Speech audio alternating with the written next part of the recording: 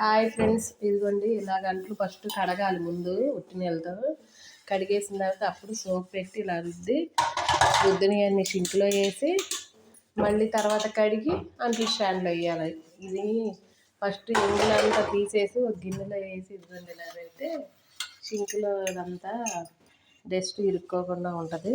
ఇదిగోండి ఏమో మా వదిన ఏమో పని బాగా చేసిద్ది, నీట్గా ఇల్లు కూడా నీట్గా పెట్టుకుంటుంది. చూడండి ఫ్రెండ్స్, ఇదిగోండి ఇక ఏమో పని బాగా చేసిద్ది.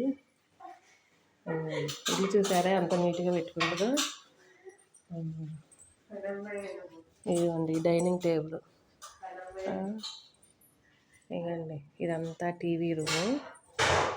ఇదిగోండి ఏమో వాళ్ళ పాప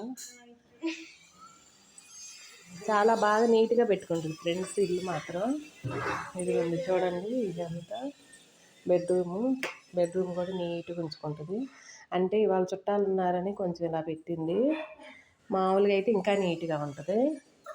చూడండి ఫ్రెండ్స్, అవి వేసి ఇవన్నీ బాగుంటాయి. అలమార్లు కూడా బాగా నీట్గా చదువుకుంటుంది ఫ్రెండ్స్. నేను మా ఇంటికి రమ్మంటున్నా మా ఇల్లు చదవటానికి. నాకు రాదు ఇలాగా సర్దుకోవటం ఇల్లు. ఫస్ట్ నుంచి ఇల్లు శుభ్రంగా ఉంచుద్ది.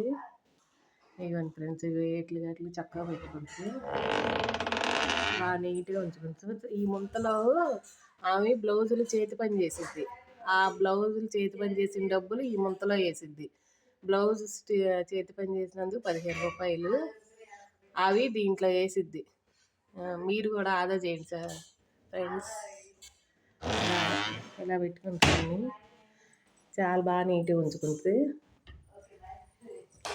ఇదిగోండి ఫ్రెండ్స్, ఇవేనా బెడ్షీట్లు, బొంతలు, దిండులు, దుప్పట్లు చాలా నీట్గా ఉంచుకుంటుంది ఫ్రెండ్స్. ఇదిగోండి చూడండి ఫ్రెండ్స్, ఇవన్నీ ఇవే చాలా బాగా నీట్గా ఉంచుకుంటుంది. ఇదిగోండి ఇవన్నీ ఓన్లీ బ్లాంకెట్స్.